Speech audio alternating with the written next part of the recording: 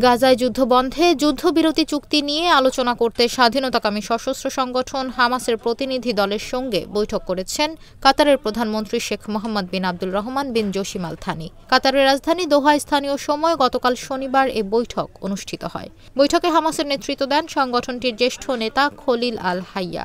কাতারের পররাষ্ট্র মন্ত্রণালয়ের বরাতে এ তথ্য জানিয়েছে আরব নিউজ।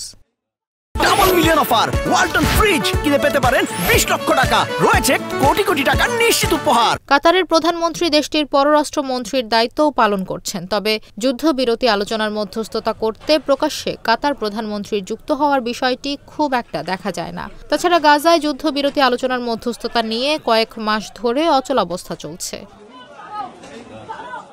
পররাষ্ট্র মন্ত্রণালয়ের বিবৃতিতে বলা হয়েছে, গাজায় যুদ্ধবিরতি আলোচনার সব শেষ পরিস্থিতি পর্যালোচনা করা হয় বৈঠকে।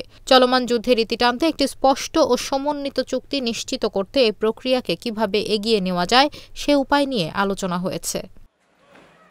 এর আগে চলতি মাসের শুরুর দিকে কাতারের প্রধানমন্ত্রী আশাবাদ ব্যক্ত করে বলেছিলেন, যুদ্ধবিরতির আলোচনায় গতি ফিরেছে। মার্কিন নির্বাচনে ডোনাল্ড ট্রাম্পের জয়ের পরিপ্রেক্ষিতে আমরা আলোচনার ইতিবাচক ফল আশা করছি।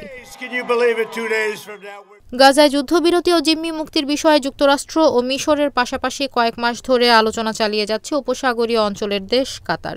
তবে এই আলোচনা এখন পর্যন্ত কার্যকরের কোনো নিশ্চয়তা মেলেনি।